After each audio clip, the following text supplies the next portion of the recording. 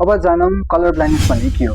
Colour blindness जसलाई हामीले नेपालीमा रङको अन्धोपन पनि भन्ने गर्दछौँ, यो एउटा वंशानुगत रोग हो। जन्मजात बच्चाहरूमा देखिने गर्दछ, तर उमेर बढ्दै जाँदाखेरि खासै सुरुमा थाहा भइरहेको हुँदैन।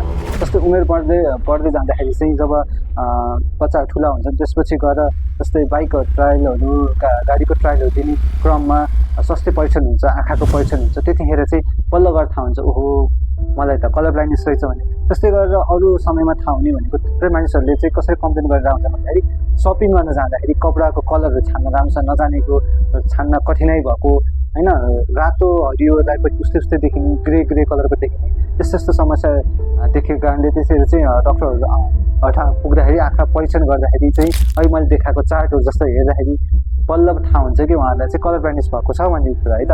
यो भनेको पूर्ण रूपमा आँखाको अन्धोपन पनि होइन। आँखाले सबैको कलरहरू छुट्याउन सके पनि केही कलरहरू जस्तै रातो, हरियो, पहेँलो जस्तो कलरहरू चाहिँ छुट्याउन नसक्ने अवस्थालाई चाहिँ हामीले कलर ब्लाइन्डनेस अथवा रङको अन्धोपन भन्ने गरिन्छ। के कलर ब्लाइन्डनेस अथवा रङको अन्धोपनको उपचार सम्भव छ त?